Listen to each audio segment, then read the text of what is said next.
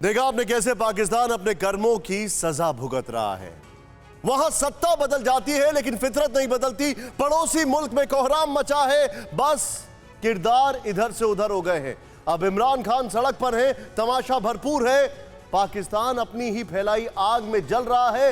इस अराजकता के माहौल में भी पाकिस्तान बाज नहीं आ रहा है और वो भारत में एक आतंकी को मिली सजा पर रोना रो रहा है। लेकिन हिंदुस्तान में आतंक के संपूर्ण विनाश की मांग उठने लगी है और पाकिस्तान को सबक सिखाने की मांग उठने लगी है। इस बीच आतंक के सफाए में जुटे सुरक्षा बलों ने घाटी में बड़ी चोट की है। जम्मू कश्मीर में आतंक पर बड़ा प्रहार हुआ है। सुरक्षा बलों ने लश्कर के 3 आतंकियों को ढेर कर दिया है। कुपवाड़ा में घुसपैठ की कोशिश कर रहे लश्कर के 3 आतंकी मार दिए गए हैं।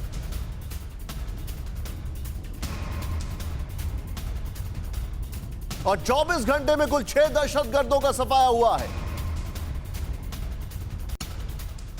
अब आप सोचिए कि हम खामोश नहीं बैठे हैं। कैसे 24 घंटे में 3 लश्कर के और 3 हिजबुल के आतंकी मार दिए गए हैं। यह खुद पुलिस चीफ विजय कुमार ने रॉयटर्स को बताया। इतना ही नहीं, इस साल 78 पाकिस्तान के आतंकियों को मौत के घाट कश्मीर में उतार दिया गया है। इस साल अभी तक 78 आतंकी और पिछले साल करीब 193 मिलिटेंट मारे गए थे।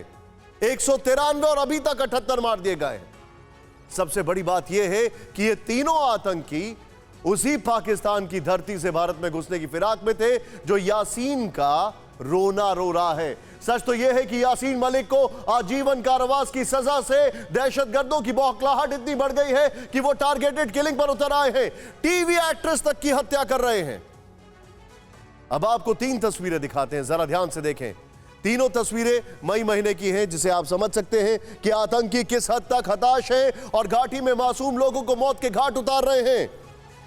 ये तस्वीरें देखें। पहली तस्वीर 12 मई की है। 12 मई को आतंकियों ने राहुल भट्ट को किस तरीके से मार दिया।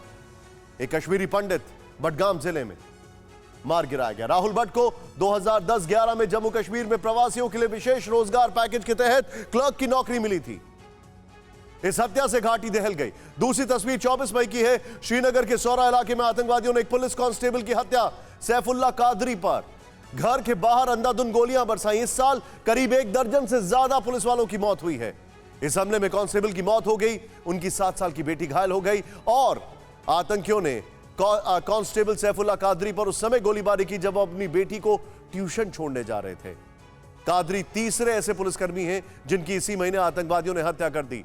तीसरी तस्वीर 25 मई की है, यानी कल की टीवी एक्ट्रेस अमरीन भट्ट की कायर आतंकियों ने हत्या कर दी। इन तीनों हमले में एक बात कॉमन है कि घाटी में आतंकी अचानक से बिलबिला उठे।